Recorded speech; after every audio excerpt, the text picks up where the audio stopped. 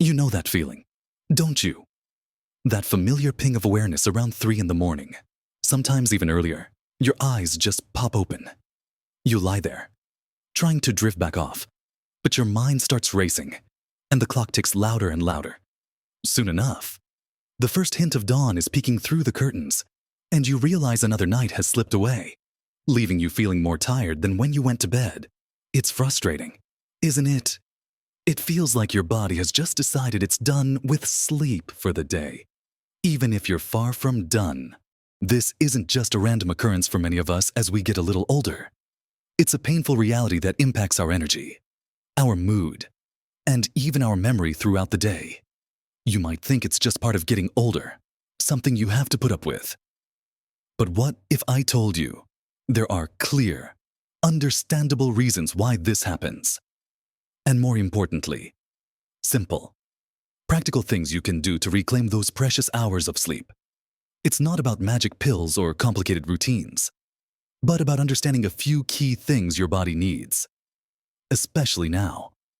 In this video, we're going to gently uncover some habits and approaches that can truly make a difference, helping you sleep more soundly and deeper into the morning.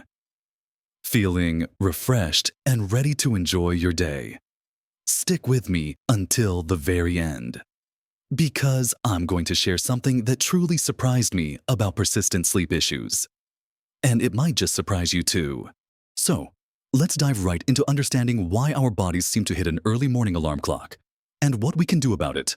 One of the biggest reasons many of us find ourselves wide awake at 3 a.m. is directly tied to a natural shift in our internal clock, our circadian rhythm. As we age, our bodies naturally produce less melatonin, that wonderful sleep-inducing hormone. And often, our sleep architecture itself changes, meaning we spend less time in the deeper, more restorative stages of sleep. This makes us more susceptible to waking up from lighter sleep and finding it harder to fall back asleep.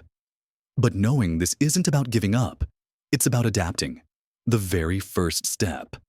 And perhaps one of the most powerful you can take is to embrace a truly consistent sleep schedule.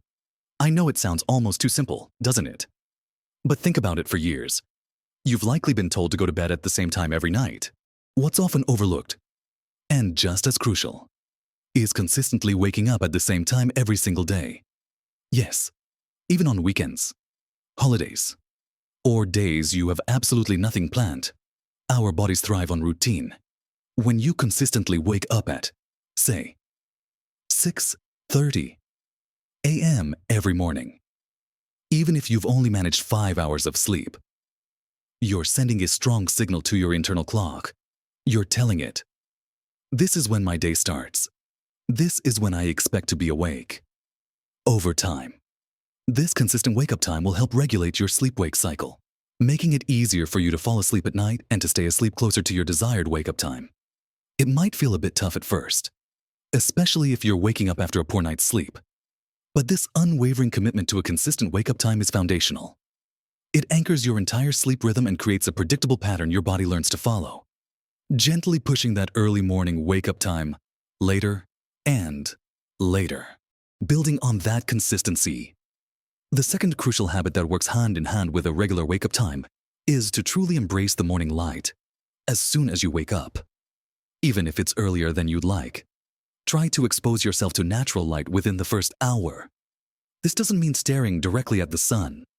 Of course, simply opening your curtains, having your morning cup of tea or coffee by a window, or even stepping outside for a few minutes can make a world of difference. Why is this so powerful? Natural light, especially bright morning light, signals to your brain that the day has begun. It helps suppress melatonin production and tells your body to be alert. More importantly, this morning light exposure helps set the timing for when your body will start producing melatonin later in the evening, gearing you up for sleep. Think of it as a reset button for your internal clock each day. For example, if you usually wake up at 5 a.m. but want to start sleeping until 6:30 a.m., try to get that morning light exposure around 6:30 a.m. if possible, signaling to your body that the true wake-up time is later. Even if you wake early, don't let your bedroom stay dark. Get some light in there. This simple act tells your body, okay, the day has truly begun now. Now, let's talk about something many of us enjoy but might unknowingly be sabotaging our nighttime rest: napping. A short, well-timed nap can be a wonderful pick-me-up, especially as we get older and our energy levels might fluctuate. However, when those naps become too long or too late in the day, they can seriously interfere with your ability to fall asleep and stay asleep throughout the night. If you're finding yourself wide awake at 3 a.m., take an honest look at your napping habits. Are you napping for 2 hours in the afternoon, or perhaps dozing off on the sofa around 5 p.m.? These long or late naps can steal sleep drive from your night. Your body needs a certain amount of wakefulness before it's truly ready for a long stretch of restorative sleep. If you absolutely feel the need to nap, try to keep it short, no more than 20 to 30 minutes, and aim to do it relatively early in the afternoon, ideally before 2 p.m. or 3 p.m. at the absolute latest. Think of it as a power nap to recharge, not a deep sleep session. For example, if you find yourself feeling sluggish around 1 p.m., set an alarm for 25 minutes and just rest your eyes. This brief rest can refresh you without dipping into the deep sleep that would make it harder for you to drift off later in the evening. By adjusting your napping habits, you allow your body to build up that natural sleepiness throughout the day, preparing it for a much more satisfying and uninterrupted night's sleep. Now that we've discussed the importance of consistent wake-up times, morning light, and strategic napping, let's move on to how our evening routines and what we consume can dramatically impact those early morning wake-ups. Moving into the later parts of the day, our activities and choices become increasingly important in preparing our bodies for a restful night. This brings us to the next crucial habit: crafting your evening wind-down routine. Think of the last hour or two before you plan to go to bed as a transition zone, a gentle off-ramp from the day's activities into the peace of night. For many of us, our evenings are still filled with bright screens, televisions, tablets, smartphones. Right up until the moment we try to close our eyes, the blue light emitted from these devices can be particularly disruptive, signaling to our brains that it's still daytime and suppressing that all-important melatonin production. Instead, try to implement a digital detox for at least an hour, or even 2, before your target bedtime. This is the time to put away the screens and engage in calming, low-stimulus activities. Consider reading a physical book under a warm, dim light, listening to soothing music, doing some gentle stretching or very light yoga, or simply chatting quietly with a loved one. You might even enjoy taking a warm bath or shower. The warmth can help relax your muscles, and the slight drop in body temperature afterward can signal to your body that it's time to sleep. For example, if you aim to be asleep by 10 p.m., start your wind-down routine around 8 p.m. This isn't about being rigid, but about creating a consistent, comforting ritual that signals to your mind and body that the day is winding down and sleep is approaching. This mindful transition helps calm your nervous system, making it easier to fall asleep and less likely for you to wake abruptly in the early hours. Beyond what we do in the evening, what we put into our bodies also plays a massive role in our sleep quality. So, let's talk about what's on your plate and in your mug, particularly in the later part of the day. We've all heard it before, but it bears repeating: be mindful of your caffeine and alcohol intake, especially in the afternoon and evening. Caffeine, found not just in coffee but also in many teas, soft drinks, and even some chocolates, can stay in your system for hours. A cup of coffee at 3 p.m. might still be stimulating your brain at 3 a.m. Try to cut off caffeine consumption by early afternoon, perhaps no later than 2 p.m. Similarly, while alcohol might initially make you feel sleepy, it actually disrupts the later stages of sleep. It can cause you to wake up frequently during the night, often feeling dehydrated and restless. If you enjoy an evening drink, try to limit it and consume it several hours before bedtime. Just as important is your evening meal. Eating a heavy, rich, or very spicy meal close to bedtime can lead to indigestion, heartburn, and simply keep your digestive system working overtime when it should be winding down. Aim to have your dinner at least 2 to 3 hours before you plan to sleep. Opt for lighter, easily digestible foods in the evening, Some foods can actually promote sleep, such as those rich in magnesium like leafy greens, nuts, seeds, or foods containing tryptophan like turkey or warm milk, which helps produce serotonin and melatonin.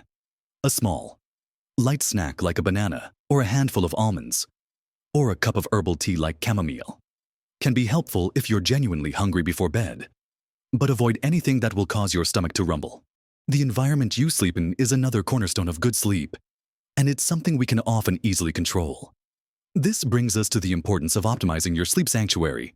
Your bedroom should be a haven for sleep, a space that is dark, quiet, and cool. Even the smallest sliver of light from a street lamp or a glowing alarm clock can disrupt your sleep cycle. Use blackout curtains or blinds to block out external light.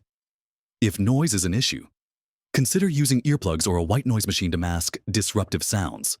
And temperature is key.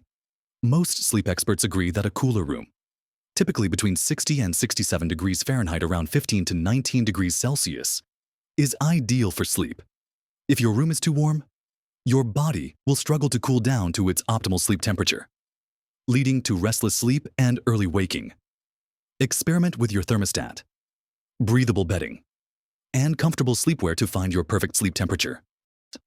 Think of your bedroom as a dedicated space for rest and relaxation, free from clutter and distractions that might keep your mind buzzing.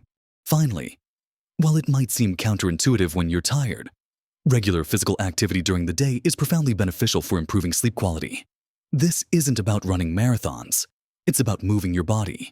Even moderate activities like brisk walking, swimming, or gardening can make a significant difference. Physical activity helps reduce stress, improves mood, and can make you feel more pleasantly tired at the end of the day, making it easier to fall asleep. It also contributes to deeper, more restorative sleep stages. The key is timing. Avoid vigorous exercise too close to bedtime, as it can be stimulating and raise your body temperature, making it harder to wind down. Aim to get your exercise in earlier in the day, perhaps in the morning or early afternoon. A gentle walk after dinner, however, can be a nice way to aid digestion and wind down. Just 30 minutes of moderate activity most days of the week can significantly improve your ability to sleep through the night without those unwelcome 3 a.m. wake-up calls. Next, we'll dive into what might be holding you back even after trying these things. And the most surprising and important piece of advice of all.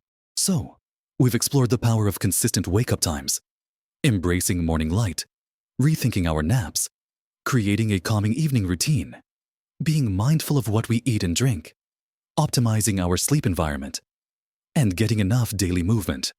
All of these elements work together, like pieces of a puzzle, to help reset your internal clock and support truly restorative sleep that lasts well into the morning. Remember, this isn't about perfection. It's about making small, sustainable changes that add up over time. You might not see dramatic results overnight, and that's perfectly normal. Our bodies have learned certain patterns over decades, and it takes patience and consistency to gently guide them back to a more natural, restful rhythm. Be kind to yourself. Celebrate the small victories. And don't get discouraged if you have an occasional restless night. Every step you take towards better sleep is a step towards feeling more vibrant, clear-headed, and energetic during your waking hours. Now, I promised you something that might surprise you, especially if you've tried many of these suggestions and still find yourself wide awake at 3 a.m. While lifestyle adjustments are incredibly powerful, sometimes persistent sleep issues, particularly early morning awakenings, can be a sign of an underlying medical condition. This is the crucial point that many people overlook when they're struggling with sleep. Conditions like sleep apnea, restless leg syndrome, chronic pain, or even certain medications can significantly impact your sleep architecture and cause those frustrating early wake-ups. For example, sleep apnea, where breathing repeatedly stops and starts during sleep, can lead to brief awakenings that you might not even remember, but which fragment your sleep and prevent deep rest. You might just feel tired or notice snoring. Restless leg syndrome, characterized by an irresistible urge to move your legs, often worsens in the evening and at night, making it impossible to stay still and drift off or return to sleep. The surprise is this: if you've consistently applied the strategies we've discussed and still find yourself struggling with those early morning wake-ups, or if you suspect something more might be going on, the most important step you can take is to talk to your doctor. They can help identify any underlying medical conditions, review your medications, or refer you to a sleep specialist. This isn't a sign of failure. It's a smart, proactive step towards truly understanding and resolving your sleep challenges. Sometimes, a simple adjustment to medication, or a diagnosis and treatment for an undiagnosed condition, can unlock the deep, restorative sleep you've been missing. Don't suffer in silence or simply attribute it to age if these practical steps aren't enough. Your health professional is your best partner in navigating these more complex sleep issues. Your sleep is incredibly valuable. It's not a luxury, but a necessity for your physical and mental well-being. By taking control of your sleep habits and not shying away from seeking professional help when needed, you're investing in your energy, your memory, and your overall quality of life. I truly hope that some of these insights and practical tips will help you reclaim your nights and wake up feeling truly refreshed. I'd love to hear from you in the comments below. Have you tried any of these strategies? What has worked best for you? Or what challenges are you facing? Your experiences could help others in our community, too.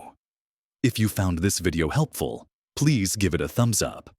And consider subscribing to my channel for more tips and advice on living your best life at every age. Thank you for watching, and remember, restorative sleep is within your reach. Live your best life at every age.